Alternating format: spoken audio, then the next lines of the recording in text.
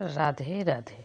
आज आप सुनिए बैसाख मास महात्म की कथा, अध्याय 8, दक्ष का यज्ञ, पार्वती का जन्म आदि।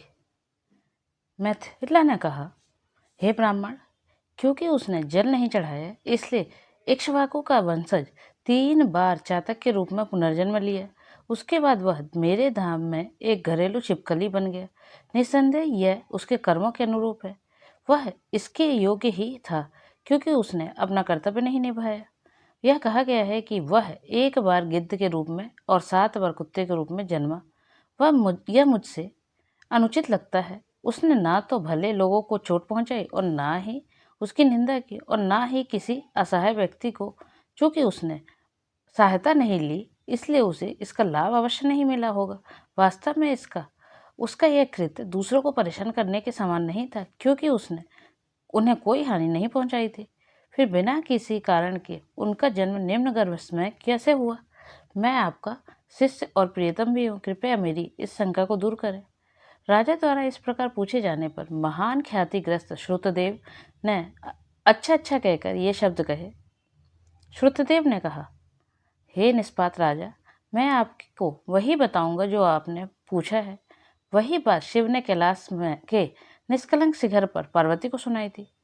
इन सभी लोगों की रचना करने के बाद उन्होंने इनके भरण पोषण के 2 तरीके विकसित किए, अर्थात ऐहिकी, इस लोक से संबंधित, और आमुष्मिकी, दूसरे लोक से संबंधित। जीविका के दोनों तरीकों में से प्रत्येक के 3 कारक हैं। ऐहिकी, इस संसार का तरीका जल द्वारा सेवा, पके हुए भोजन द्वारा सेवा और औषधि द्वारा सेवा से मिलकर बना है। हे अत्यंत भाग्यशाली, ये जो भी हो यही इस संसार की जीविका के स्रोत है। इसी प्रकार हे राजा, श्रुति में 3 कारकों का उल्लेख किया गया है, अर्थात भले लोगों की सेवा, विष्णु की सेवा और धर्म के मार्ग की सेवा। यदि इन्हें पहले ही प्राप्त कर लिया जाए तो वे परलोक में सुख के कारण बनते हैं। जिस प्रकार घर पर तैयार किया गया भोजन यात्रा के दौरान काम आता है, उसी प्रकार सांसारिक कार्य भी तुरंत अपना उद्देश्य पूरा करते हैं। परंतु हे राजा, यदि कोई वस्तु जो धर्मात्मा लोगों को वांछनीय और वंचित हो, किसी भी कारण से असहनीय हो जाए, वह हानि और चोट का कारण बनती है। क्या फिर यह विशेष रूप से उल्लेख करने योग्य है कि उन्हें क्या अप्रिय है? यह स्पष्ट है कि इससे कष्ट होगा। इस संदर्भ में वे इस प्राचीन कथा को उदाहरण के रूप में प्रस्तुत करते हैं। यह पापों का नाश करता है। यह अत्यंत अद्भुत है और इसे सुनने वालों के रोंगटे खड़े हो जाते हैं। पूर्वज दक्ष ने यज्ञ के लिए दीक्षा ली। वे शिवों को आमंत्रित करने के लिए कैलाश पर्वत पर गए। शंभु ने अपने कल्याण की कामना करते हुए उन्हें देखकर अपना मन नहीं बदला। उन्होंने मन ही मन सोचा, मैं समस्त अमरों का जनक हूँ, मैं शाश्वत हूँ और केवल वेदों के माध्यम से ही मेरा आगम हो सकता है। इंद्र और चंद्र सहित ये मुख्य सुर मेरे सेवक हैं, जो मुझे भेंट अर्पित करते हैं। स्वामी को सेवक को देखकर नहीं उठना चाहिए, पति को पत्नी के लिए नहीं उठना चाहिए, गुरु को शिष्य के लिए नहीं उठना चाहिए। शास्त्रों के ज्ञाताओं का यही मत है। श्रुति भी यही कहती है कि विवाह के माध्यम से किया गया गठबंधन वरिष्ठता का कोई कारण नहीं है। जिसकी सामर्थ्य, ज्ञान, तपस्या की क्षमता और शांति अधिक हो वही श्रेष्ठ होगा। निम्न वर्ग के लोग सेवक होंगे। यदि स्वामी और अन्य वरिष्ठ लोग सेवकों और अन्य लोगों को देखकर अत्यधिक स्नेह के कारण उठ खड़े हों, तो उन लोगों की आयु, धन, यश और संतान तुरंत नष्ट हो जाती है। इसलिए मैं नहीं उठूंगा, क्योंकि मेरे ससुर मुझे प्रिय हैं। दक्ष के कल्याण को ध्यान में रखते हुए, ऐसा सोचते हुए भगवान अपने आसन से बिल्कुल नहीं हिले।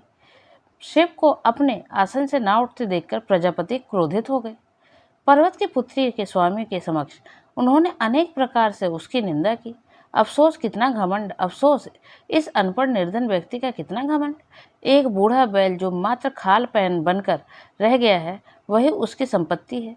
इसीलिए वह खोपड़ी की हड्डी पकड़े हुए है। वह विधर्मियों के लिए भी सुलभ है। भाग्य उसे शुभता कैसे प्रदान कर सकती है, जबकि वह व्यर्थ ही घमंडी है। इस संसार में ज्ञानी लोग पुण्य कर्मों को उनके प्रदर्शन से ही समझते हैं। यह बेचारा जो ठंड से पीड़ित है, हाथी की पवित्र खाल धारण करता है, उसका निवास शमशान भूमि है और कहते हैं कि उसके आभूषण सर्प हैं। उसमें ना तो साहस है और ना ही ज्ञान। ये दोनों ही उससे भाग गए थे। जो भेड़ियों के समान है, वह हमेशा प्रेतों, भूतों, दुष्ट आत्माओं और अन्य दुष्ट प्राणियों के साथ घनिष्ठ संबंध रखता है, उसके वंश के बारे में कुछ भी पता नहीं है। अच्छे लोग उसका सम्मान नहीं करते। पहले दुष्ट मन वाले नारद से ने मुझे गुमराह करके उस पर विश्वास दिलाया था। उसके कहने पर मैंने अपनी पुत्री सती को उसे सौंप दिया था। वह भी एक अलग धर्म का पालन करने लगी है। उसे उसके घर में सुखपूर्वक रहने दो। ना तो वह व्यक्ति और ना ही मेरी पुत्री किसी भी तरह के से स्वीकार्य है। जैसे कुम्हार का घड़ा चांडाल के हाथों में पहुंच जाए, इस प्रकार भ्रमित आत्मा वाले दक्ष ने उमा या शिव को आमंत्रित नहीं किया। उसने उन्हें अनेक प्रकार से फटकारा और चुपचाप घर चला गया। इसके बाद वह यज्ञ कक्ष में गया और भगवान की निंदा करता रहा। ऋत्विकों को और ऋषियों के साथ उसने यज्ञ विधि के अनुसार यज्ञ किया। ब्रह्मा और विष्णु को छोड़कर सभी देव वहां पहुंचे। सिद्ध, चारण, गंधर्व, यक्ष, राक्षस और किन्नर भी वहां आए। उस समय सौम्य और गुणी स्त्री सती अपने स्वभाव वाली के कारण प्रलोभित हो गई। वे उत्सव देखने और वहां एकत्रित हुए अपने सगे संबंधियों से मिलने के लिए उत्सुक हो गई। यद्यपि रुद्र ने उसे रोका था, यद्यपि उसके पिता ने उसका अपमान और तिरस्कार किया था, फिर भी स्त्री के चंचल स्वभाव के कारण उसे जाने का निश्चय किया। शिव ने उन्हें इस प्रकार रोका, हे सुंदरी स्त्री, वह सबके सामने मेरी निंदा करता है, वह असहनीय है। यह सुनकर सच है तुम अपना शरीर त्याग दोगी। यद्यपि यह असहनीय है, मुझे भी इसे सहना पड़ता है, क्योंकि मैं घर चलाना चाहती हूँ। हे सौम्य स्त्री, तुम अपनी वही कर रही हो जो मैंने किया है, इसलिए यज्ञशाला मत जाओ। निश्चय ही तुम्हें कोई शुभ फल नहीं मिलेगा। इस प्रकार आग्रह किए जाने पर भी देवी ने अपनी चंचलता नहीं छोड़ी। सती घर से अकेले पैदल निकल पड़ी। उन्हें देखकर बैल चुपचाप देवी को अपनी पीठ पर उठा ले गया। करोड़ों भूत प्रेतों के समूह तब सती के पीछे पीछे चले। यज्ञ कक्ष में जाने के बाद वह सबसे पहले महिलाओं के लिए आरक्षित कमरे में गई। सती को देखकर सब चुप हो गए। मानसिक व्याकुलता से वह वहां से चली गई। अपने पति के शब्दों को याद करते हुए वह उत्तरी वेदी की ओर गई। उसे देखकर उसके पिता और वहां एकत्रित सभी लोग बिना आशीर्वाद दिए मौन खड़े रहे। उसने रुद्र को आहुति देने के समय तक अपने पिता के यज्ञ को देखा। जब उसके पिता ने रुद्र को विसर्जित करना शुरू किया तो उसने आंसुओं से भरी आंखों से देखा।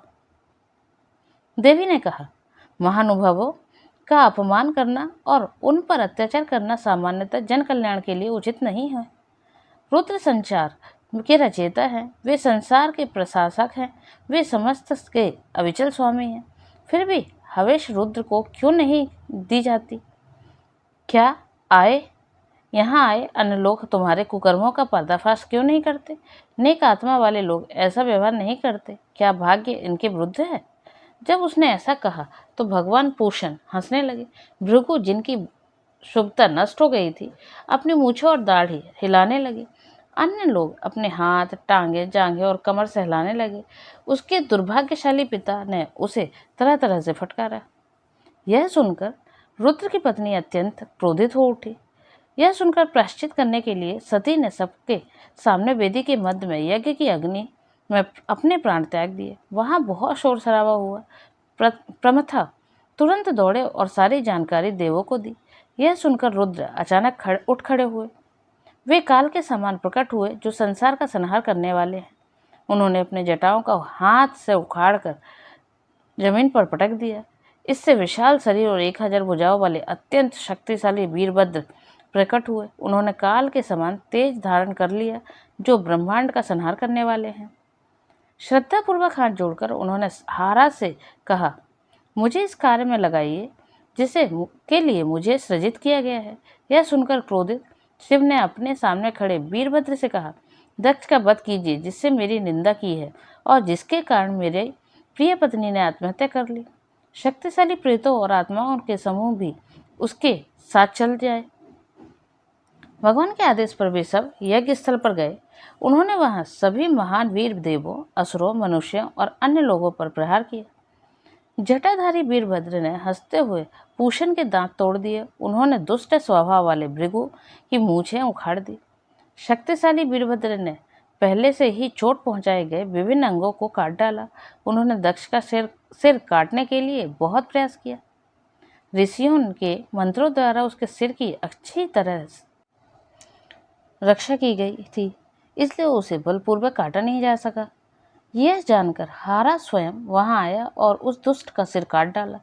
यज्ञ के लिए आए लोगों को मारने के बाद वह अपने अनुयायियों के साथ अपने निवास स्थान पर चला गया। जो लोग नरसंहार से बच गए वे ब्रह्मा की शरण में चले गए।